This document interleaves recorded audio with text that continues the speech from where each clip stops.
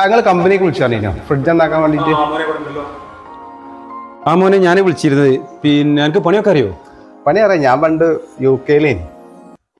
UK-ലോ? UK-ല് എവിടെ? ഉത്തർപ്രദേശിന്റെ തൊട്ടപ്പുറത്തേ. അവിടെ ഞാൻ പണിത്തിനത്. അല്ലേ എന്താ പറയുക, പണി അറിയാത്ത കുട്ടികളെ കൊണ്ടുവന്നാലും നമുക്ക് പറ്റൂല. കാരണം എന്നാലും തന്നെ പറ്റിച്ചു പോയിന്. തോനെ പൈസ അങ്ങനെ കൂടെ ചോദിച്ചാൽ കാരണം അതിനെ കുറിച്ച് നിങ്ങൾ ബേജാറാണ്. നമ്മൾ കമ്പനിന്റെ സ്വന്തം ആളാണ്. നിങ്ങൾ ഒന്ന് നോക്കിയാൽ മതി. ചിലപ്പോൾ നോക്കിയാൽ തന്നെ ശരിയാണ് കേസ്. ചായക്കായി എന്ന് പറഞ്ഞത്. കാരണം ചായക്കായി അറിയണം എന്നാളത്തെ 1000 ഉറുപ്പ്യോട് വാങ്ങിനെ. അതുകൊണ്ടാണ് പറഞ്ഞത്. എത്ര ഉറുപ്പ്യ വേണമെന്ന് ആദ്യം പറഞ്ഞിട്ട് കയറിയാൽ മതി. അല്ലെങ്കിൽ നിങ്ങൾ തോനെ പൈസ വാങ്ങും. അല്ല കാക്ക, എവിടെ ഫ്രിഡ്ജ്? മോനെ കുട്ട, ഇതാണ് ഫ്രിഡ്ജ്. ഇതുണ്ടല്ലേ, ഇതാണ് ഫ്രിഡ്ജ്. ഇതിനാണ് തയ്യാറുള്ളത്. ഇത് ഫ്രിഡ്ജോ? പച്ചതമ്പുരാനെ പണി പാളിയോ. അതെ കാക്ക, ഇതിന്റെ USB പോയതാ, വേറെ കുഴപ്പമൊന്നുമില്ല.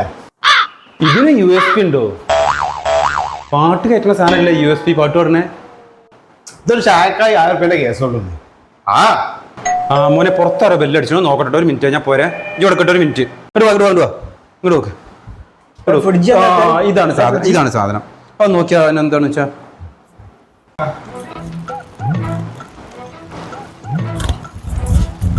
ഇപ്പത്തെ പഠിച്ചെന്നെ വർക്ക്ഷോപ്പിനെ വിളിക്കാറിട്ടാണ് കടന്ന് നോക്കണേ. അതിന്റെ ജമ്പർ പോയിട്ടോ? 500 ഉറുപ്പ്യക്ക് നന്നാക്കി തരാം. 500 ഉറുപ്പ്യ?